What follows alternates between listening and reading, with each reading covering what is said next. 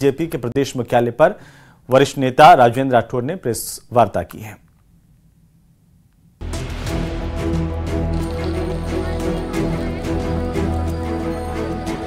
अपने संकल्प पत्र को अमली जामा पहनाने के लिए सरकार ने नौकरियों का पिटारा खोल दिया है। राजेंद्र राठौड़ ने कहा कि राजस्थान सरकार हरियाणा सरकार की तर्ज पर बिना खर्च और बिना पर्ची के नौकरी देने का काम कर रही है। 31 दिसंबर तक लगभग 1,11,000 से ज्यादा विभिन्न सरकारी पदों पर नियुक्ति पत्र जारी कर दिए जाएंगे।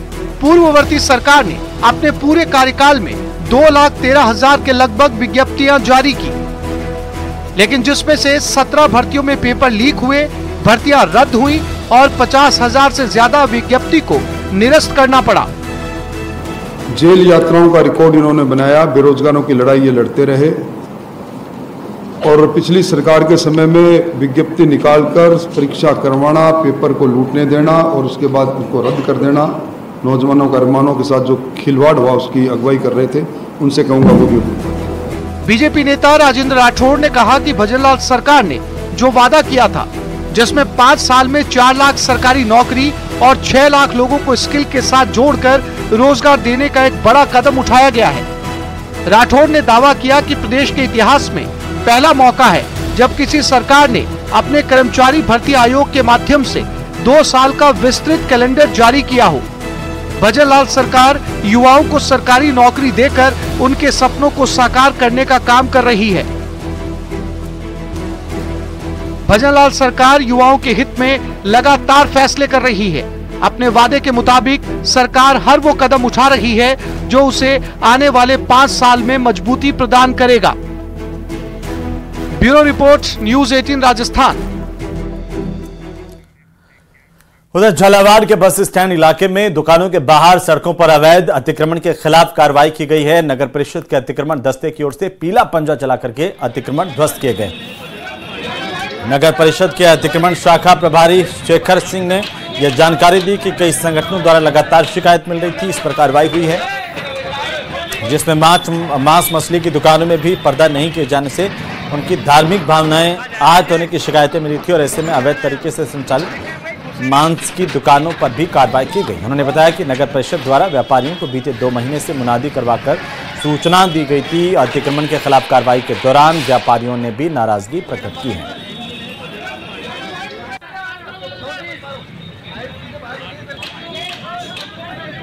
में क्या है कि लंबे समय से काफ़ी लोगों की शिकायतें मिल रही थी कि बस स्टैंड एरिया में बहुत सारी नॉनवेज की अवैध खुले में मांस बेच रहे हैं लोग। वहाँ होकर माताएं बहनें निकलती हैं, वो असहज महसूस करती हैं। बहुत सारी शिकायतें मिल रही थी। अपन ने पिछले दिनों माओ वांझे चौराहे से भी कार्रवाई की थी, तो आज उसी कड़ी में उच्चाधिकारियों के निर्देशन में हमने कार्रवाई की है। बस स्टैंड चौराहे को अपन ने अतिक्रमण मुक्त बनाया है आज। उधर आमेठ मेले में पिछले दिन हुई मारपीट के मामले में कार्रवाई नहीं होने से पीड़ित परिवार ने मंगलवार को एसपी से गुहार लगाई। मारपीट का वीडियो भी सामने आया है। इसमें कुछ लोग 2 युवकों के साथ मारपीट करते दिख रहे हैं। दोनों युवकों ने बताया कि वो मेले में घूमने गए थे। नामजद रिपोर्ट आमेठ थाने में दी गई, लेकिन बदमाशों पर पुलिस ने कार्रवाई नहीं की, इस तरह के आरोप हैं। 30 सितंबर 2024 को हम लोग मेले में घूमने गए थे आमेठ। तो वहाँ सर 20-25 गुंडों ने मिलकर हमारे साथ मारपीट करी। मैं और मेरा भाई था साथ में। पहले हमको जान से मारने की कोशिश करी, बहुत गंदे तरीके से हमारे साथ गाली गलौज करके मारपीट करके हमको बिल्कुल मार ही दिया था लगभग। मेले में गए थे आमेठ, तो हमारे साथ मारपीट हुई, गाली गलौज की। हमने रिपोर्ट भी दर्ज करवाई है, उसी का कोई कार्रवाई नहीं हुई। इसके हिसाब से चाहते हैं आप कि कार्रवाई करें और बड़ी से बड़ी सजा दें उनको। नहीं, दुश्मनी कुछ नहीं। राजधानी जयपुर में बीती देर रात को दिल्ली एक्सप्रेस हाईवे पर एक दर्दनाक हादसे में 4 लोगों की मौत हो गई। इसमें 200 फीट चौराहे से वीकेआई की तरफ जा रहे तेज रफ्तार ट्रोले ने सड़क के किनारे खड़े 4 लोगों को रौंद डाला, उन्हें कुचलता हुआ चला गया। हादसे में जगदीश गुर्जर, शंकर गुर्जर, लालचंद बुनकर, जीतू की मौके पर मौत हो गई। न्यूज 18 से खास बातचीत में दुर्घटना थाना पश्चिम के थाना प्रभारी जयदेव सिंह ने जानकारी दी कि 4 मृतक सीकर रोड पर अनाज मंडी में मजदूरी करते थे। अपने गांव चंदवाजू जाने के लिए हाईवे पर ट्रांसपोर्ट का इंतजार कर रहे थे। इसी दौरान तेज रफ्तार ट्रोले ने 4 को कुचल दिया। राजधानी जयपुर में मुरलीपुरा थाना इलाके में एक्सप्रेस हाईवे पर तेज रफ्तार ट्रक की चपेट में आने से 4 मजदूरों की मौत हो गई। ये हादसा हर्ष होटल के पास हुआ, जिसके बाद पुलिस ने मौके पर पहुंचकर ट्रक को जब्त कर लिया और वहीं पर 3 शवों का पोस्टमार्टम भी करवाया गया है। हमारे साथ मौजूद है दुर्घटना थाना वेस्ट के SHO जय सिंह जी, जिनसे हम बातचीत करेंगे। सर, ये जो घटनाक्रम हुआ था, क्या मामला हुआ है, क्या सूचना अब तक आई थी रात को? 14 नंबर रोड की तरफ से 14 नंबर की तरफ दिल्ली बाईपास की वो अजमेर रोड की तरफ से 14 नंबर की तरफ जा रहा था एक ट्रक, जिसने पैदल जो मजदूर हैं उनको कुचल दिया 4 को। ये मजदूर कौन थे, कहाँ काम करते थे, कहाँ से कहाँ जा रहे होंगे? ये हमारे को उनके परिजनों ने जो बताया उसके मुताबिक ये मंडी में काम करते थे, अनाज कुकर खेड़ा अनाज मंडी में जी। और ये जो हादसा हुआ है, तो क्या चारों जो लोग हैं वो सड़क पार कर रहे थे वहाँ पे, मतलब हाईवे पार कर रहे थे? वहाँ पर हाईवे पार नहीं कर रहे थे, ये अपने गांव जाने के लिए कोई साधन का इंतजार कर रहे थे, जो सस्ते साधन मिलते हैं ट्रक वगैरह, इनमें जाना बताया। ट्रक चालक को पकड़ लिया आप लोगों ने? ट्रक चालक को पकड़ लिया। वहीं दौसा पुलिस ने फायरिंग के आरोपियों का जुलूस निकालकर सभी आरोपियों को तस्दीक करने के लिए घटनास्थल पर पुलिस लेकर गई। दरअसल 16 सितंबर के दिन आपसी रंजिश के चलते भांडारेज में कुछ बदमाशों ने फायरिंग की थी और इस मामले में एक पीड़ित ने सदर थाने में मारपीट और फायरिंग का केस दर्ज करवाया था। इसके बाद पुलिस ने मामले पर कार्रवाई की।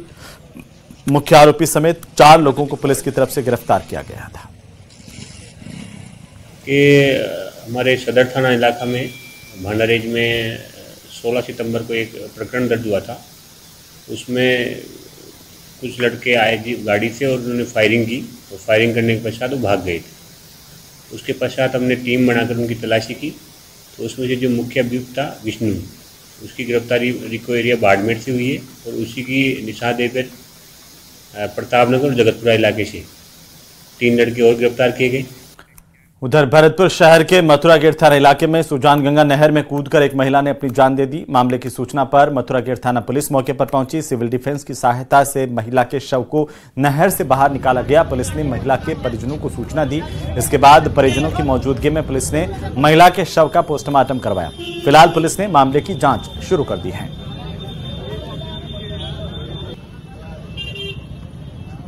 नाम की महिला की पहचान हुई, जो एकता विहार में रहती है। उसको सिविल डिफेंस की मदद से निकाला गया है। अब हॉस्पिटल डेड बॉडी को ले जाया जा रहा है। स्कूली वाहनों को लेकर परिवहन विभाग जल्द ही नकेल कसने जा रहा है। दरअसल जयपुर परिवहन ने अब शहर में बिना परमिट रजिस्ट्रेशन के दौड़ रहे स्कूली वाहनों पर अंकुश लगाने की और उन्हें रेगुलेट करने की तैयारी कर ली है। RTO 1 राजेंद्र शेखावत के मुताबिक यह सड़क सुरक्षा, खासतौर पर बच्चों की सुरक्षा से जुड़ा मामला है और इसमें कोई कोताही बर्दाश्त नहीं की जा सकती है। जल्द ही संबंधित स्कूलों से परिवहन कार्यालय एक मीटिंग करेगा। इसके बाद 1 नवंबर से जो भी बाल वाहिनियां बिना परमिट और बिना रजिस्ट्रेशन के चलाई जा रही हैं, उनके खिलाफ सख्त से सख्त कार्रवाई की जाएगी।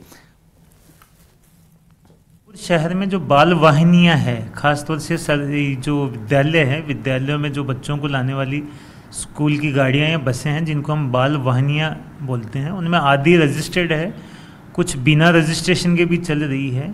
तो हम जल्दी ही एक मीटिंग का आयोजन करने जा रहे हैं और उस मीटिंग में इन सभी से आग्रह करेंगे कि ये जल्दी से जल्दी उनसे परमिट ले और निर्धारित परमिट पे चलाए, क्योंकि बच्चे कल का भविष्य होता है। यदि ये बच्चों की जान जोखिम में डालने का काम करेंगे तो निश्चित रूप से बर्दाश्त से बाहर होगा। और 1 नवंबर से जो भी बाल वाहिनी बिना परमिट के, बिना रजिस्ट्रेशन के यदि किसी रूट पे चलती है तो उनके खिलाफ कार्रवाई करते हुए उनको सीजर की कार्रवाई की जाएगी। वहीं बीकानेर रेलवे मंडल ने भी त्योहारों को देखते हुए यात्रियों की सुविधा के लिए इस बार विशेष तैयारी की है। लंबी दूरी की 11 ट्रेनों में डिब्बों की संख्या में बढ़ोतरी की गई है रेलवे की तरफ से।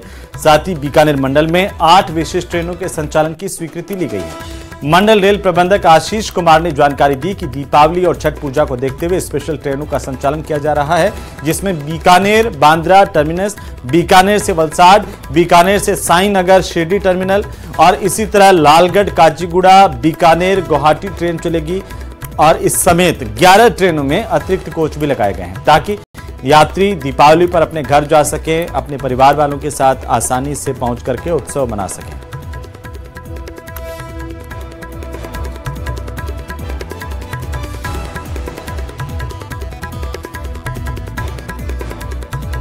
त्योहार दीपावली व छठ पूजा को ध्यान में रखते हुए बीकानेर मंडल की तरफ से 8 जोड़ी विशेष साप्ताहिक गाड़ियां का संचालन किया जा रहा है और ये गाड़ियां मुख्यतः बांद्रा टर्मिनल, वलसाड़, साई नगर शिरडी, तिरुपति, काचीगुड़ा व गुवाहाटी के लिए संचालित हो गई। इसके अतिरिक्त हम लोगों ने 11 जोड़ी गाड़ियों में अतिरिक्त कोच जोड़ रहे हैं, जिससे कि फेस्टिवल रश को क्लियर करने के लिए, जिसमें मुख्यतः हिसार कोयम्बटूर है, जिसमें 2 अतिरिक्त कोच लगाए जा रहे हैं।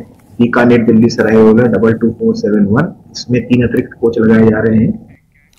उधर वाराणसी जिले में इस बार रबी के सीजन में करीब 3.5 लाख हेक्टेयर भूमि पर फसलों की बुआई होनी है और सीजन में खाद की कालाबाजारी रोकने के लिए प्रशासन ने निगरानी कड़ी कर दी है। खाद का अवैध परिवहन रोकने के लिए मध्य प्रदेश के सीमावर्ती गांवों, कस्बों और रास्तों पर 22 जगह पर चेकपोस्ट बनाए गए हैं। नोडल और सहायक नोडल अधिकारी नियुक्त किए गए हैं। खाद की कालाबाजारी करते हुए पकड़े जाने पर सख्त कार्रवाई होगी। कृषि विभाग के संयुक्त निदेशक अतीश कुमार ने ये जानकारी दी कि रबी के मौसम में जिले में उर्वरकों की कालाबाजारी रोकने के लिए कदम उठाया जा रहा है।